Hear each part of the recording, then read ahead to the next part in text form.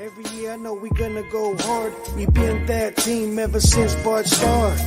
All my cheese heads go pack go. Ain't showing no mercy, cutting no slack, no. I ain't a bad sport and I'll even wish you good luck. Only thing I will. Good evening. Welcome into Lombardi's Legends podcast. I am Wags, and joining me as always is Dane. And we are here on a Thursday night and have the opportunity and privilege to preview a Week 8 matchup between the Green Bay Packers and our hated rival to the West, the Minnesota Vikings. Dane, always one of our favorite podcasts of the year. I just love all of the shade you throw at the Vikings. So looking forward to this one. But how are you doing tonight? Wags, I'm better now because we get to talk about how trashy this Minnesota Vikings organization is for a good 30, 40 minutes. And I'm ready to talk some Packer football. I'm doing great. It's a rainy fall day.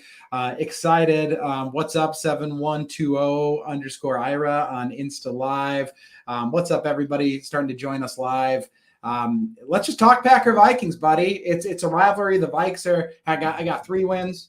Packers got 2 wins. Let's even the score with the Vikings and get to 3-4 on the season. So how are you doing, man? How are you feeling? Are you excited for this podcast? Are you ready for Sunday football? Yeah, I am.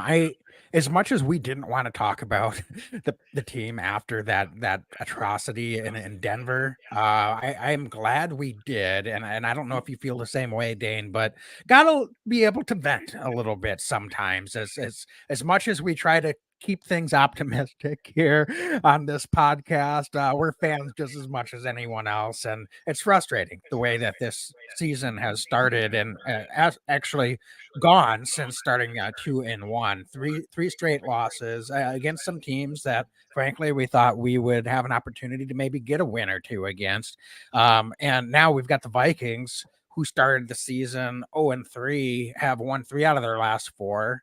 And frankly, I was pretty shocked coming off of a big win against what many people feel is the best team in the NFC in San Francisco 49ers. But this is a rivalry game. There's no, love lost. There's no secrets. I think both teams know what the other wants to do.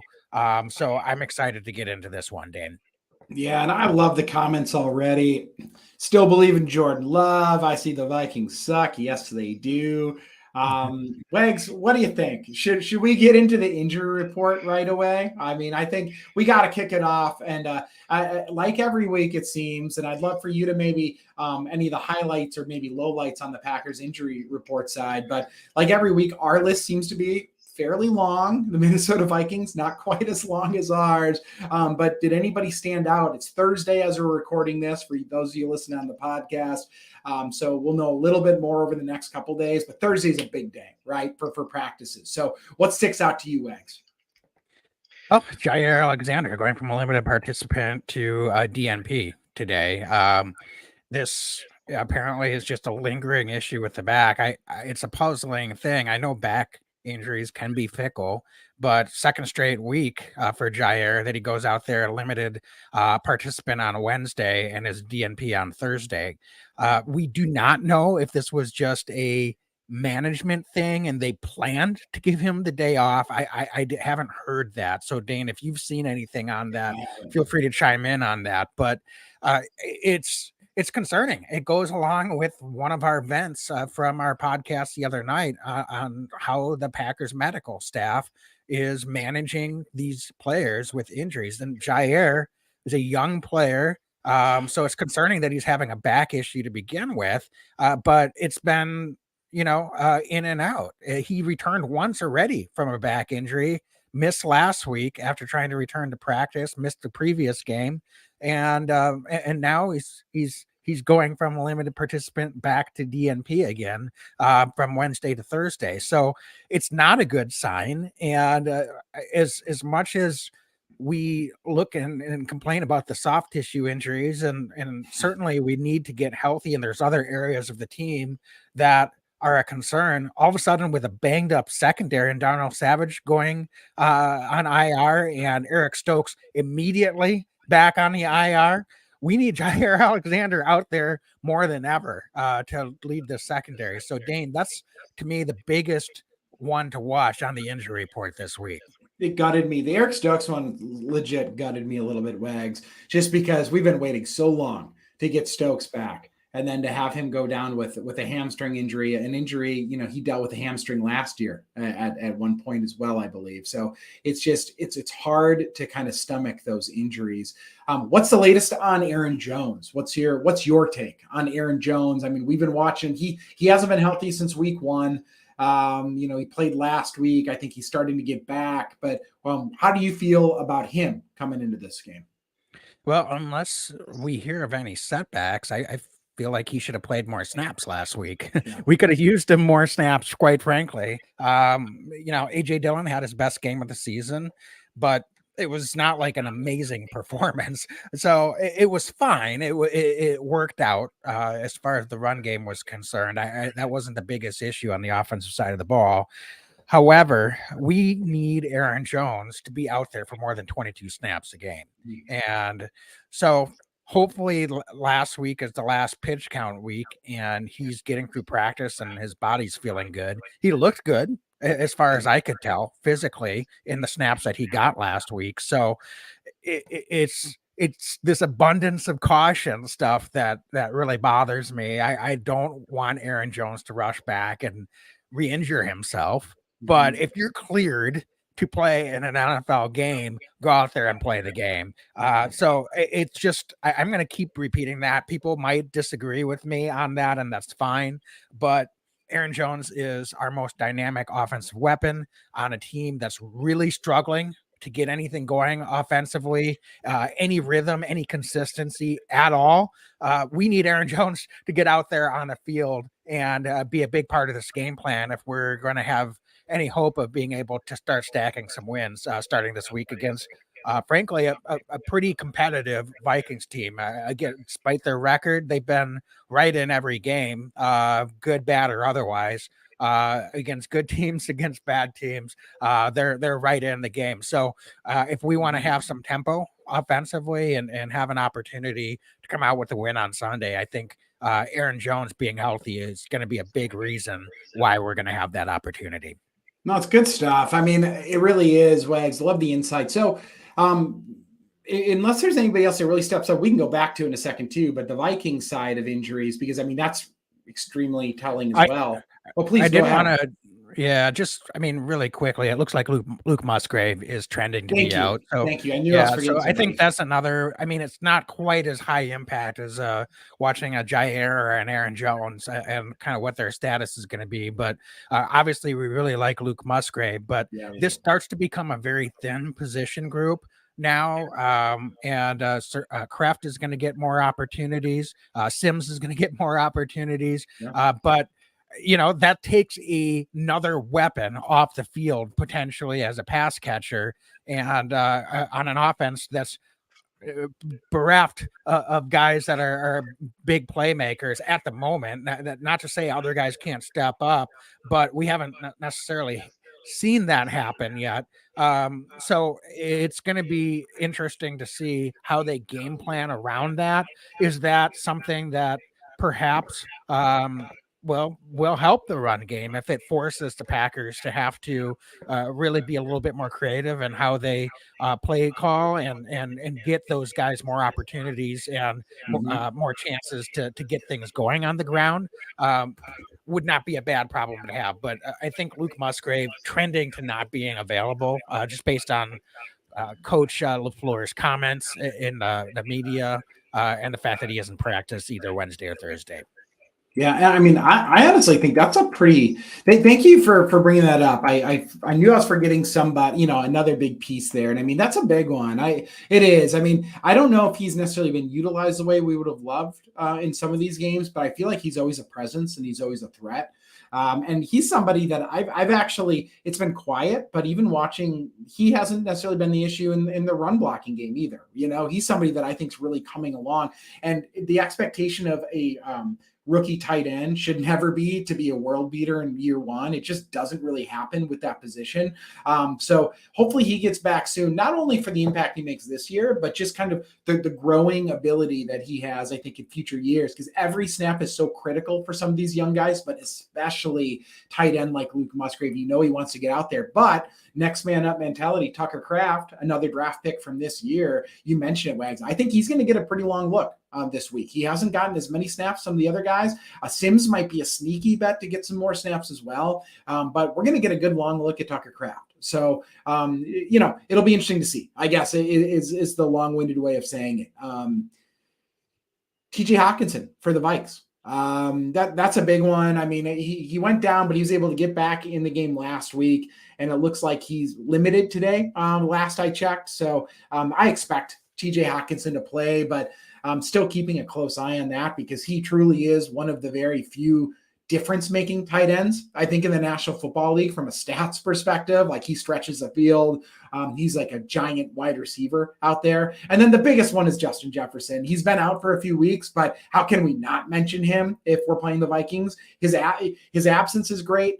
His impact when he's there is great, right? So it's huge that the Packers are facing the Vikings without Justin Jefferson, especially if Jair Alexander is unable to go, because, Jefferson gives the best a handful, but him not being out there, the Vikings are still having some success throwing the ball, and we're going to get into that in a second. But without Jefferson, it does remove, frankly, I think the best weapon, or maybe one of the best one or two offensive wide receiving weapons in the NFL. So it's a big deal.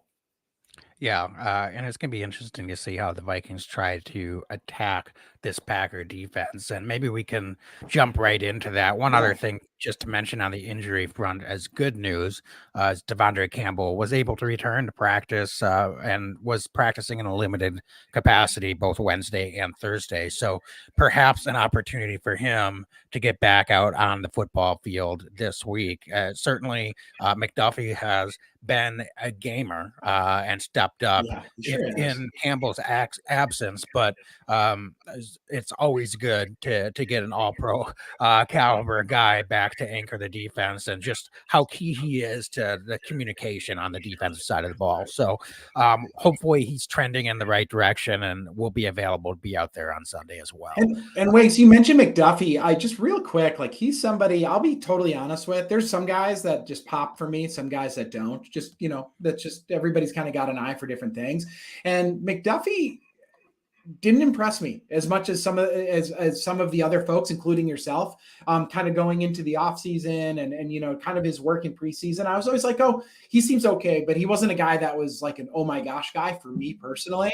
And man, has he proved me wrong. He looked, you said it, but he deserves that extra credit to get thrown into the mix. Inside linebacker, he was making firm tackles. He was making tackles at the line of scrimmage. He was making tackles that were there in front of him. So, with all due respect to him, hopefully, Quay Walker's back, and he was back last week, and we get Devondre Campbell back. But my goodness, I do think the Packers do have somebody long-term in McDuffie, both on special teams and potentially in the inside at some point. So he's really been a nice gem, I think, for this defense this year. Yeah, absolutely. So just talking about the Vikings offensively, we're well acquainted with Kirk Cousins at this point in time, but with the absence of Justin Jefferson, that's a huge loss. Last week, it was rookie Jordan Addison that stepped up in a big way, had over 120 yards receiving, 2 touchdowns. And you mentioned Hawkinson as well. KJ Osborne is another pass catcher. It's not necessarily a household name, but seems to give Packers fits at times, and just not a lot of catches, but it always seems like whenever we play the Vikings, if they end up winning the game, KJ Osborne seems to be an X factor in a bad way for the Packers. So certainly he's going to be getting some additional snaps as well.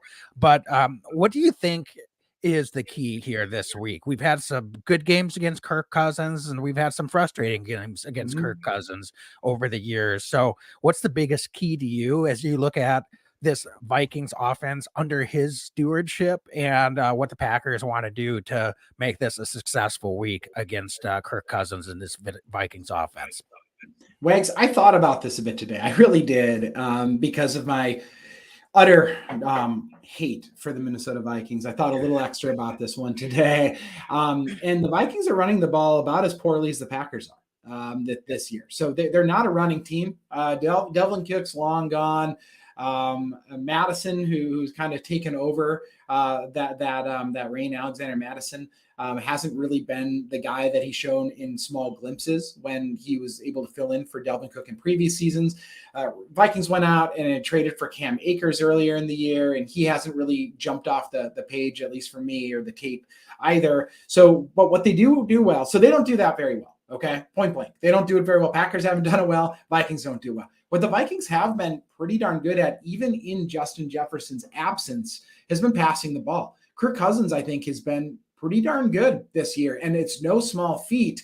And it's in no small part to their win streak right now is how good Kirk Cousins has been. So he's so much better in the pocket. We say it every year. You all could probably go back to the last 4 years of this podcast when we match up against the Vikings, and you're going to hear kind of the same thing about Kirk Cousins, but I'm going to say it again. Kirk Cousins in the pocket and a clean pocket is very, very strong.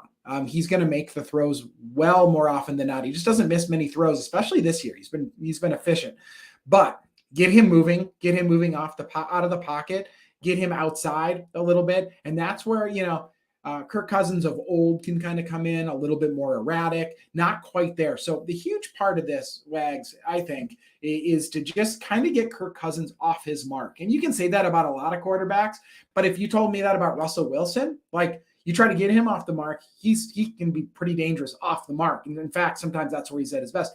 Kirk Cousins is the opposite, right? He's a guy that when he starts to scramble, especially to his left, if he's scrambling to his left, he's in an awful lot of trouble. So, I just think that the Packers need to be able to bring some pressure, and the Packers need to be able to get in his face. And that doesn't necessarily mean sacks every game or every snap, but it just means making Kirk Cousins uncomfortable and giving the defensive backs, the opportunity, because Kirk Cousins historically does give the ball away a little bit as well, but you'd have to get him off his mark. Otherwise, it's going to be a long day at Lambeau. It just will be.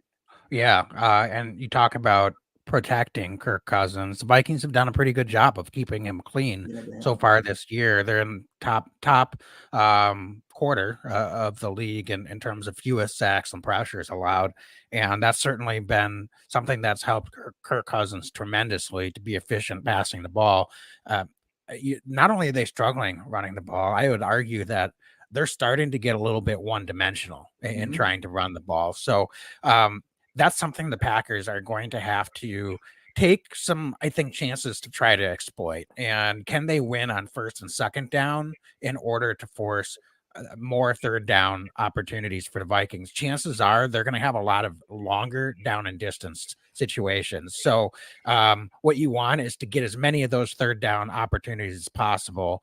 And so if you can avoid, and that's true every week, I don't mean to be cliche, but if you can avoid Kirk Cousins getting in a rhythm and really starting to carve opportunities over the middle and driving down the field and being comfortable passing the ball situationally and not having to face very many third down situations, that's going to be something that will play right into Kirk's advantage for the Vikings. Justin Jefferson or no Justin Jefferson in this game.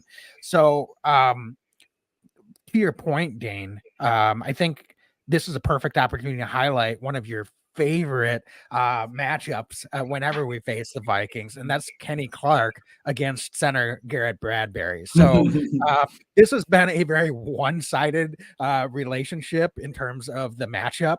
Kenny Clark has owned Garrett Bradbury since he's come into the league, and is there any reason to think that will change this week? Because the Packers do present more problems than I think they have the last few years up front for a Vikings offensive line, in terms of they're not able to just say, okay, Kenny Clark, Rashawn Gary. Packers have a lot of other young guys that are stepping up and in there. We haven't seen as much in terms of pressures the last couple of weeks. So I think that's this is an opportunity this week for those guys to really get after it and maybe get a few more pressures on Kirk Cousins, particularly on those early down passing situations. And that can enable this defense to really pin its ears back and continue to put more and more pressure on Kirk Cousins, because if they're not, and he's able to sit in that pocket, that's going to be very much certainly to Kirk's advantage in this matchup. It's a great point, and you're spot on. I mean, that's who we circle every year. It's become a Lombardi's Legends tradition. We circle Garrett Bradbury, center for the Minnesota Vikings. Kenny Clark last week did not have his best week. Okay. I actually thought it was one of the poorer weeks I've seen in the last couple of years from Kenny Clark. It wasn't clicking. He seemed a little, it was off. It wasn't as effective as we're used to. And he sets a high bar traditionally, right? This week is a great chance for Kenny Clark to do what we're used to seeing Kenny Clark do, which is just blow crap up in the middle of an offensive line. And I'll tell you what, Wags, we didn't touch on it earlier on the injury report, but the fact that Devontae Wyatt is out there even in a limited fashion is remarkable. When he got carted off the field out there in Denver, I legit thought his season was done. It's not done. Okay. And I say that because I still have high hopes for Devontae Wyatt. We've got some young talent along this defensive line, but it starts with Kenny Clark. It starts with setting the tone. And yes, it'll be great if we can get some edge pressure, especially from our boy Rashawn Gary or any number of Lucas Van Ness. But nothing will put Kirk Cousins in a state of panic. And I use the term panic very, very purposefully. Then pressure up the middle. Quarterbacks don't like pressure up the middle. Kirk Cousins is not a scrambling quarterback. He does not want to have that pressure come up where he has to roll outside. Okay. So I really think it's a key to the game. It's a key to winning a football game every week is line of scrimmage. But this week against a Vikings team that historically has been much better at running the ball, can't run the ball. This is a week Kenny Clark could very literally determine the difference between a win or a loss. And that sounds grand, but it's true. Because we can just completely disrupt what the Vikings pass game is doing with one guy up front who's done it time and again, and that's Kenny Clark. Yeah, what do you think the effect of some of the injuries in the secondary could have as far as how the Packers try to game plan against this Vikings offense, and particularly that pass attack?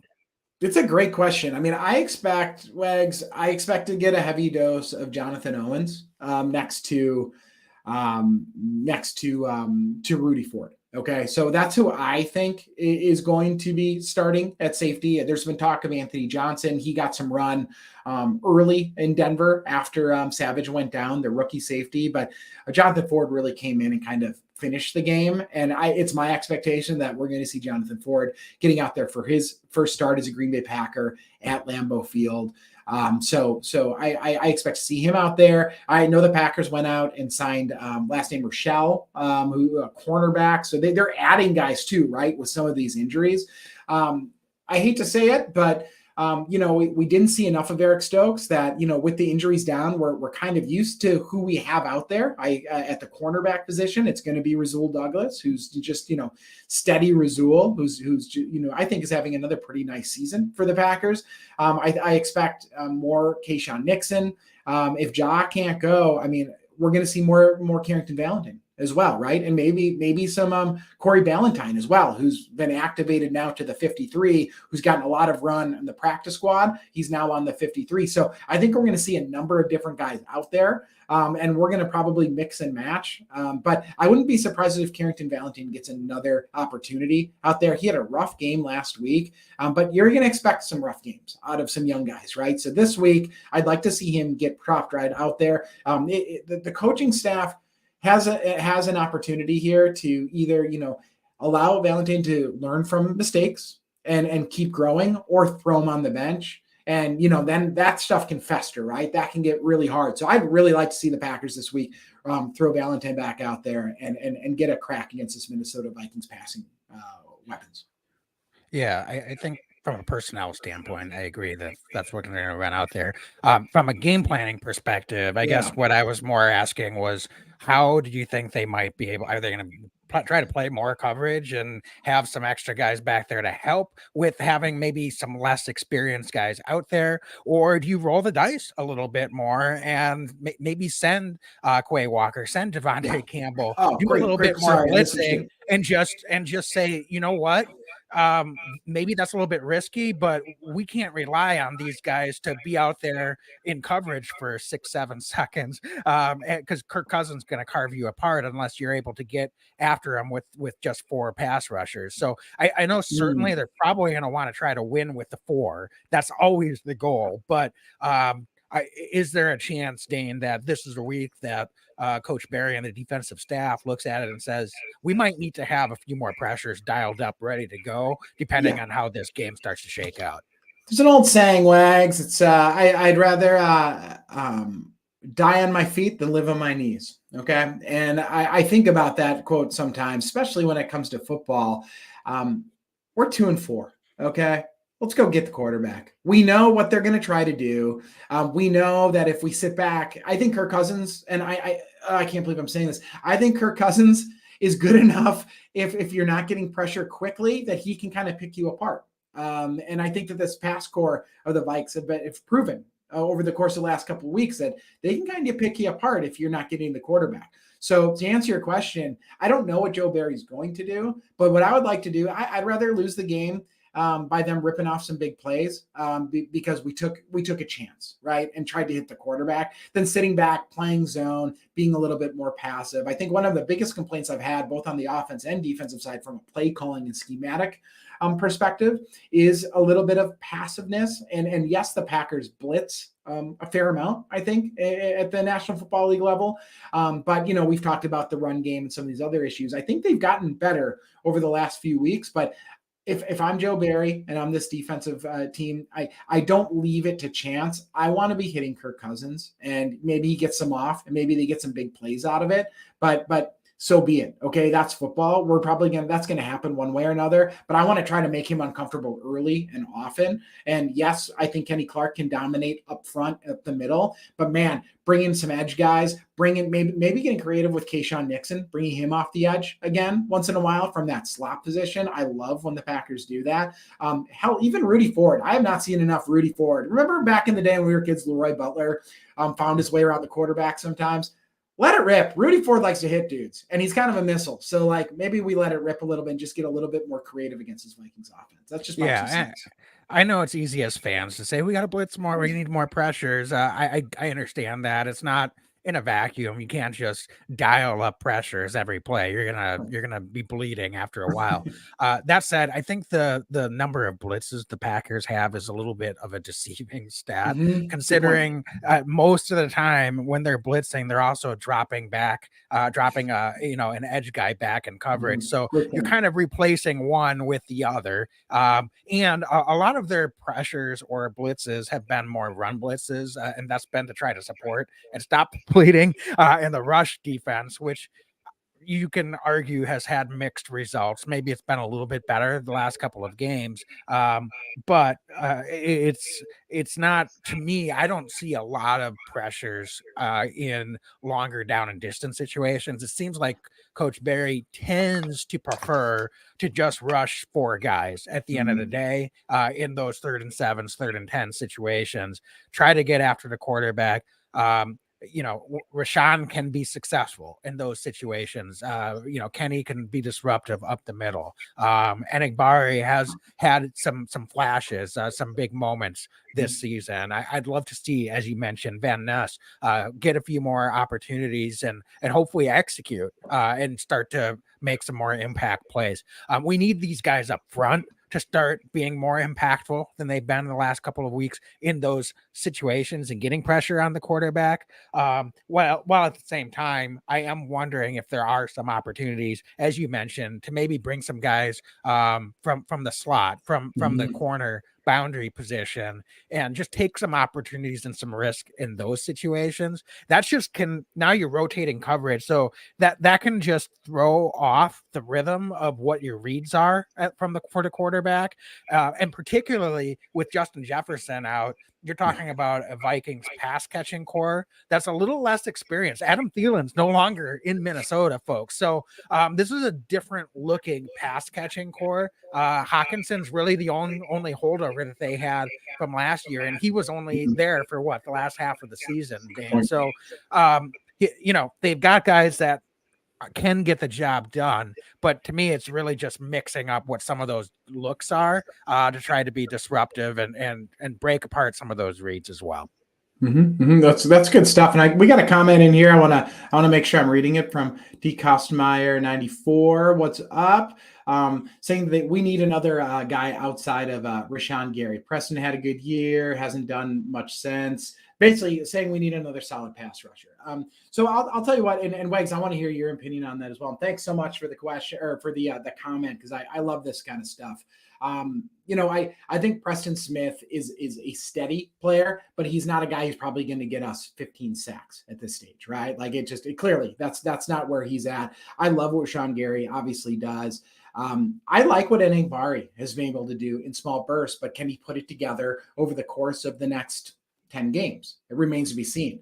Lucas Van Ness is another guy who I think has all of the skill set in the world, and it's time to produce, right? And we knew that this one might be a little bit longer of a process, but I like where we're at. This is kind of, nobody likes to say rebuilding year. This is a year though where we're kind of tracking and seeing who some of these guys are. But I'm confident that the Packers have the guys in the room to make a difference. Not only this year, but long term. But this is a prime week. You said it, Wags. This Minnesota Vikings offensive line, they keep Kirk up, but like they're not the number one offensive line in the league. I would love for the pass rusher to just find a lane this week and make a difference. Somebody not named Rashawn Gary. Don't get me wrong. We'd love to see Rashawn Gary do it again and again and again. But I would love if this is a week where one of the other guys steps up and has a consistently strong game rushing the passer. But what say you about the Packers pass rush situation right now? Yeah, I think honestly they need someone that's more of a traditional 3-down lineman. So it's always had to be Kenny Clark in that role. And I think coming into this season, just based on the offseason and based on training camp, we thought that we were going to get that from Devontae Wyatt to really complement. And he's a guy that is really the way that he's built and his game can be disruptive on all 3 downs. And I know he's dinged up right now, so I don't want to be overly critical of the guy, but he just hasn't had the high level of impact that I think we were hoping for at this point in the season. So I'm hoping it can still get there. And this would be a great week for that to start to happen. You talked about some other young guys, Carl Brooks, Colby Wooden. Their snaps aren't quite as high, but in those situations, especially Carl Brooks, we saw in preseason, we thought that he might get some opportunities in limited snaps. And so frankly, I'd love to see those guys start to attract a little bit more attention, because that's what really is going to start to free some things up for, those pass rushers on the edge. Maybe we can see a little bit more of Van Ness slide down and play that defensive end position on pass down situations. I think gotten some snaps there, but I'd love to see some more opportunities for him to line up right next to Preston Smith or Rashawn Gary on one side of the line, and see how that can perhaps shake some things up and give some of those guys some opportunity. You're absolutely right on Preston Smith, but he's never been a 15 sack guy. I think he's basically been between 8 and 10 sacks every year that he's been with the Packers, and frankly, for most seasons before he joined the Packers organization. So he's steady. He'll come in, and it seems like he gets his sacks in bunches. He'll have, 4 or 5 games with 1.5, 2 sacks, and that tends to be his sack output for the season. So I'm not even saying Preston Smith is inconsistent. I think he's just, what you're going to get, as you said, Dane. He's a guy that if he has mismatches or he has the advantage in the guy that he's lining up against, he'll exploit it in some weeks. And other weeks, his main probably impact is going to be in what he does in the rushing attack and on the defensive side and setting that edge, or in dropping back in coverage and playing the number one wide receiver. I joke, but in all seriousness, I think I would like to see some more disruption from our defensive line, because I think our edge guys are winning and getting some pressures, but it's awful hard to get most or the majority of your pressures and sacks only from the edge. I think we need to get some more help from the defensive line. That's a strong take. I love it. I really do. Anything else on defense? We're already 35 minutes into this pod, and we haven't even touched on this Packers offense, Jordan Love and the Packer offense. So anything else you want to touch on before we head over to that side of the ball? I don't think so. And honestly, I know we talked a lot about defense, but I think this is the real key this week Yeah. is certainly the defense and the matchup of the Vikings offense. As far as the offensive side of the ball, Packers offense against this Vikings defense is now helmed by defensive coordinator Brian Flores, who I think is a really good coach in this league. They seem to be getting better and better. Personnel wise, I don't know that this is a Vikings defense that's necessarily as strong as it's been in past seasons, but they're playing some pretty good football at this point. That said, Dane, we've talked about this Packer offense. It's not so much about who they're facing on the other side of the ball. Can they figure out their own issues that they've had all season, running the ball, play calling, getting more first downs on first and second down, and not having third down on basically every series in the first couple of plays. You've got to give Jordan Love more opportunities to move the chains and not have those high leverage, high pressure situations early in a possession. So how do we get out of that? Dane, you said offline today that you're going to have me rolling my eyes at some ideas you have to get this run game going. So the floor is yours. What say you? How can they get some things going, get some rhythm, get some consistency against this Vikings defense this week? Well, first of all, I agree, talking about kind of the key matchup. And, as we transition from defense to the offensive side, I mean, my number one key this week is the battle of turnovers. Okay. I looked it up this week here, and Packers are -2 and the Vikings are -5. Okay. So neither of these teams are prolific by any stretch, right? In the battle of the turnovers. But that being said, I mean, it's always a big deal, but against two teams that are kind of middling, the Vikings are hot. The Packers are the opposite of hot right now. But turnovers really will be the key, not only for this Packer defense, but damn for this Packer offense as well, right? We can't be turning the ball over. We can't put the ball on the ground. And maybe or more importantly, Jordan's got to be a little bit more careful with that football, especially in kind of some of these pressure situations, right? And I'm going to extend it further. We've seen way too many holding penalties. We've seen too much sloppy play from this offensive line.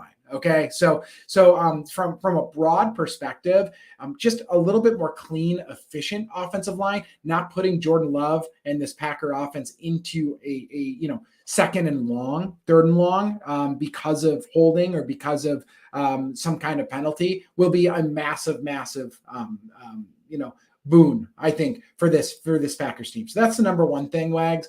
I don't have the exact quote, but we've kicked around the idea of, who are the best five on this offensive line. And I saw Coach Stenavich, the offensive coordinator for the Packers, former offensive line coach for the Packers, today saying they brought up Zach Tom. One of the reporters brought up, hey, should Zach Tom move into center? Which I was like, well, are we in the room? Is this us? Did we finally get our Packers press credentials? And Stenavich basically said he thinks Myers is one of the five best offensive linemen, and seemed, according to some beat writers for the Pack, to be a little surprised that was a question. I'm shocked that Stenavich would be surprised by that. And maybe he's just a good actor, but we've talked about Yosh Nijman, being one of the top five. So I'm going to continue to beat that drum. But why I said you might roll your eyes, Wags, and I'm thinking outside the box now, because I've heard every coach, from the Packers, I've heard every fan talking about what's wrong with this Packers offense and what's wrong, particularly with the run game, because I don't really want to talk about the pass game, because if you can't run the ball, it's really damn hard to pass the ball in the National Football League. So I really want to focus on the run. And here's my harebrained, wild idea. It's not going to solve everything. Maybe it solves nothing. This week, Luke Musgrave, as we touched on, Luke Musgrave's not going to be able to play. So we're kind of down our tight end, right? I'm going to name you some of the top running teams in the NFL this season, okay?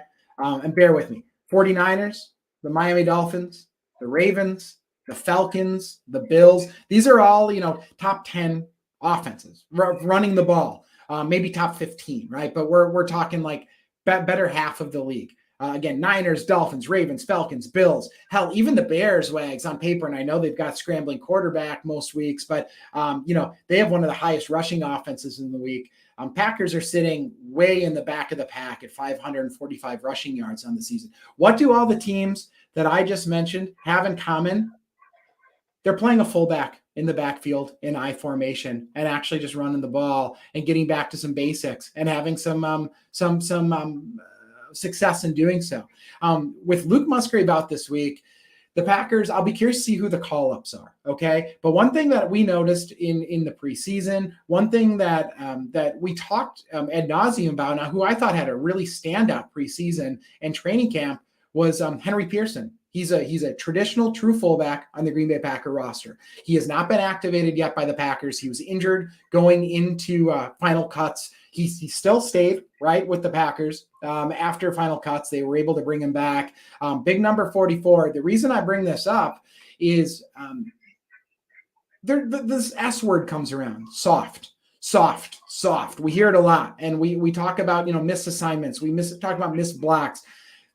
Would it be so crazy, Wags, in a week where Luke Musgrave is unable to go, that maybe the Packers just call up somebody like a Henry Pearson for an extra big body that can block, and maybe we throw him in the backfield? Because with all due respect to Josiah DeGuara, who I think does some things well, I don't think he's as good as a traditional I formation fullback as Henry Pearson is. And I would love for the Packers to just think outside the box of their own box, maybe a little bit, follow the trend that we're seeing come back to the NFL, and have a traditional fullback in the backfield for 5 to 10 snaps, just to help clear up some of these blocks up the middle. We're having trouble with our zone blocking on the inside. We're having trouble with our zone blocking and stretch. And maybe, just maybe, activating a fullback that just wants to punch people in the mouth, that's extremely physical and doesn't miss many blocks, as Pearson did not miss blocks in training camp. Get him up there, give him an opportunity, and just see if maybe that helps us convert some of those third and shorts, because we've had a hard time on some of those short yardage plays, and maybe it doesn't do anything. But since nobody else seems to have an idea right now, or at least an idea that's worked so far, this Packers coaching staff, I'm just going to throw it against the wall. Henry Pearson, fullback, activate the guy. Let's give him some run. Let's see what he can do for this offense. I'm not going to roll my eyes at any ideas that we can have. And certainly that was his play was a big reason why Emmanuel Wilson, I think, had some success in the preseason as well. Yeah. One thing I would say, though, is I thought you were going to talk about Jordan Love running more. Frankly, you talked about some of those teams having running quarterbacks. I think Jordan Love has had success running football, and I would like to have him be more involved in some designed rollouts and some opportunities to have a pass run option. I'm not talking the option play. I'm talking roll out of the pocket, and he can read the defense, and he can have more space, so he's not having to try to look over his offensive line. A lot of times with young quarterbacks, that can help them to be able to view the field more cleanly. And Jordan is not, certainly not going to be a Josh Allen or a Justin Fields type runner as a quarterback. That's not what we're looking for. But he's been quietly pretty darn effective in the opportunities he has had to run the football. And frankly, I think that's a portion of the offense that we should really be trying to lean into a little bit more to get those chains moving, instead of some of these, short passes that just have not been successful in gaining chunk yardage. So I love your idea, Dane. I don't think Packers are in any position to roll our eyes at any ideas to get some things going. The only downside I would say is that could pose some personnel disadvantages in some respects for a Packers offense that's trying to keep defenses off balance and is struggling to do that. With all respect to Henry Pearson, or DeGuara, or whoever they want to put out there and line up in the backfield as a fullback, I'm down for trying it. I think it's going to have to be, it's certainly not going to be 1984 and you just line up in I formation and just go. But and I know that's not what you're talking about. So I'm open to whatever we can do, Dane, to try to get some more consistency and turn 3-yard rushes on first down into maybe more like 5 or 6 yard rushes on first down. Yeah, I mean, I just think about the last couple of weeks where the Packers have had trouble on some of those short yardage plays, right? Or around the goal line or just whatever it is, and just giving us that extra look. And so that's the first piece. The other piece, and I don't quite understand why we went away from it, but remember when we were kicking the crap out of the Bears in week 1 and we went with 6 offensive linemen and we ran the ball and had some success doing it?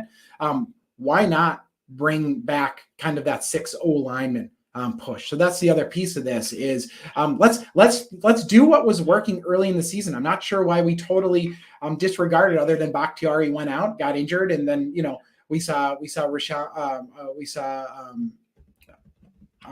Rashid coming in at left tackle. But why not maybe bring in that 6th offensive lineman, whether it's, Yash and you kick Sheet outside or however we want to do it. But that's the other thing I was thinking about, Wags, is like that was something that actually was legit working early in the year, and we've pretty much erased from the playbook. So just ways to get guys, and especially what got me thinking about this is with Musgrave out or very likely to be out. It's like, how can we be creative with that extra roster spot or somebody that we can elevate? And I think Pearson at fullback, bring in that 6 offensive linemen in select positions, just different looks, different ways to kind of bully and push around a defense that is kind of middle of the pack. Because this Vikings defense is truly kind of like the Packers. They're statistically, right? They're kind of in the middle right now, feeling their way out. Could be good, maybe not, might not be so good, but this could be a great week for the Packers to throw out kind of some bigger bodies and just go back to smash mouth football and do what I think we can actually do and kind of assert our will on this opposing defense. Yeah, what I'd also like to see them do is take more chances in downfield passing and second down situations. We've had a lot of 2nd and 8, 2nd and 7 type deals, and we're getting short passes or runs, and we're ending up with 3rd and 4, 3rd and 3. It's fine. I know you're trying to make it more manageable, but you're kind of handcuffing the offense in that situation. It's not that they're calling plays that can't get a first down in that 2nd and 7 or 2nd and 8, but they're not high leverage type plays. So it's almost like you're conceding that you're going to go into a 3rd down. I would rather maybe take a few more shots, and even if you don't convert on that 2nd down, you're still in a 3rd down situation. And yes, would you rather on the whole be in a 3rd and 3 than 3rd and 7s? Absolutely. I understand that, but it's giving this young quarterback in Jordan Love more opportunities to get some of those intermediate or more vertical throws in situations where it's not convert or have to punt. It's in situations where, okay, we missed that play, but you get another chance now on 3rd down to see if you can find an open receiver. That play didn't work on 2nd and long. Let's try a different 3rd and long play that might give us a little bit of a look at what the defense is trying to do and lead to some more success in those play calls as well. So you can't get away from running the ball. So I'm not saying we should be chucking downfield every time we're in 2nd down, but it does, I think, give Jordan Love more opportunities to avoid 3rd down than what they've been giving right now with the play calls that we've been getting in those 2nd and long situations. Let's go. Oh, I love your insight tonight. This is so strong. And we got a question in our chat. Yoli Cruz, what's up, Yoli? Thanks for joining us. And questions, what do you think the Packers need to do? I'll tell you what I think the Packers need to do, especially on offense this week. Wags mentioned here, this Vikings defense, not quite what they, from a name perspective, what they've been in some previous years. But one guy who we have to keep a very, very, very, very, very close eye on is Daniel Hunter. And the reason I say that, Hunter has 8 sacks this year. I believe he's leading the entire National Football League in sacks. We saw what Max Crosby did against the Packers when we went to Las Vegas and how much trouble we had. So it starts up front for the Packers this week. Can the Packers keep Jordan Love clean?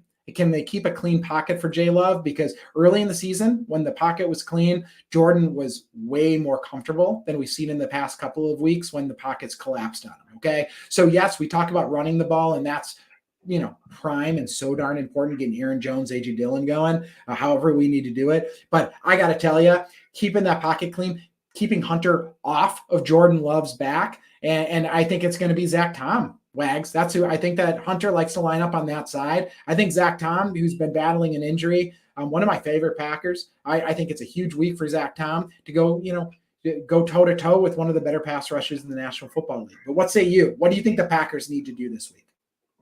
I think we've covered it. I don't really have much else. I think the only other thing I'd add is I'd like to see Christian Watson get a little bit more involved, Yes. and Romeo Dobbs for that matter. So, more plays and less punting, it gives all of those guys more opportunities. Running the ball gives more opportunities if you can get first down. So it's all complementary. So it's not one or the other, but certainly I think we've got to get these young pass catchers involved this week, especially with Musgrave out of the game. So let's see if we can take a few opportunities early in the game for some intermediate or to deep crossers over the middle with a Romeo Dobbs or a Christian Watson, or to try something more vertically with one of those guys and see if that, I mean, look, we were seeing some success early in the first couple of games, drawing pass interference on some of those plays, even if they weren't completed. That's a 40-yard. That's basically a 40-yard play. So it's something that we haven't seen enough of in previous weeks. We can talk all we want about Jordan Love having the highest, air yards per pass attempt. That's all well and good. I think it's really just a matter of showing that you can put some confidence in him and taking some opportunities when you have them. But Dane, I think we're at 50 minutes. So let's move into our Leap Spirits, X Factors, and Score predictions of the week, so we can wrap this up in a semi efficient fashion. This has gone fast tonight, Wags. My dislike for the Vikings and our love for this team, it's going quick tonight. Yeah, absolutely. So I'll let you lead things off. Who do you have as an X factor that you want to highlight here this week? We'll start on defense for me and my Leaf Spirits X factor. And by the way, Leaf Spirits, delicious vodka. And it's so darn good. We got some Leap and Lemonade. It's the best. If you're in Wisconsin, you got to go out and get it. LeafSpirits.com. But Leaf Spirits defensive player this week, I'm going to go with Lucas Van Ness. I kind of talked myself into it a little bit, or we talked myself into it, I think, talking about another edge rusher stepping up. He's been a little quiet the last couple of weeks, and I know he got dinged up a few weeks back. This is a great week. How about a coming out party for Lucas Van Ness against the Vikings at home at Lambeau Field? Would that not be wonderful? He's been out there, he's been putting in the work, he's working his backside off, but this is a good prime week, I think, especially against this Vikings offensive line, which can be okay to mildly good at times, but should not be a dominating force. We need some extra rush. How about Lucas Van Ness? He's going to be my X factor. If he can apply the pressure along with Rashawn and Kenny Clark the way we think and we know that they can do things, it's a big week for the Packers. So X factor defense, Lucas Van Ness.